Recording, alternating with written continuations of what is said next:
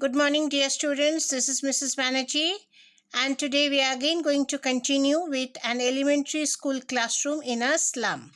I have already explained the first stanza to you, and we have seen that the poem is based on class injustice, social differences, class discrimination, etc.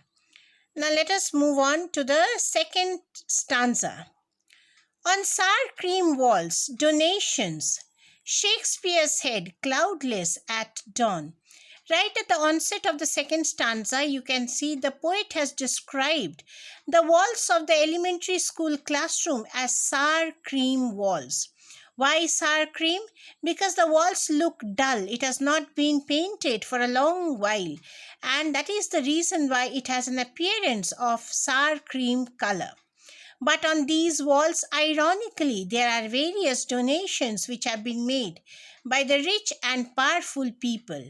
These donations include the picture of Shakespeare's bust. Shakespeare's bald head is against the backdrop of a bright sunny sky, and that's the reason why the bald head resembles like the rising sun.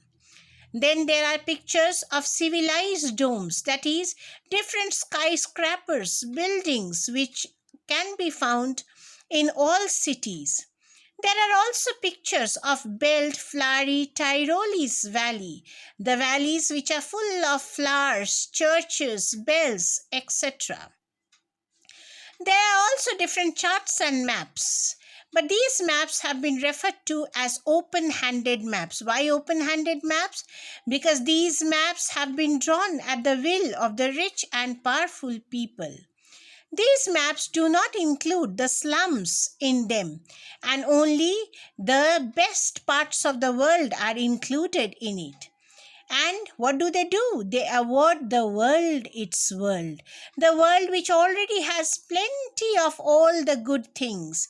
That is what is being shown in the maps. And the slum areas are not included in it. And yet for these children, these maps are not what their world is. Their world is confined to those windows through which they see a narrow street sealed in with a leaden sky. The sky also looks dull from the little window of the classroom. Whereas all their futures painted with a fog. In this classroom, their future is painted with fog. Their future is dull, bleak, and foggy. And it is far, far from rivers, capes, and star of words.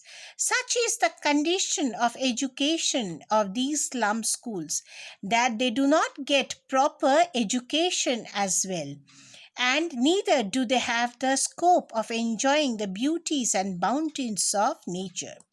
Here in this stanza, you can see several literary devices have been used.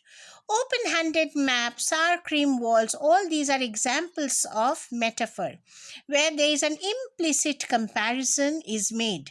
The open-handed maps refers to the maps which have been made or drawn at the will of the rich and powerful people. Their future is painted with fog, means that their future is dull and bleak. And the leaden sky refers to the small, confined, dark sky of the slum areas.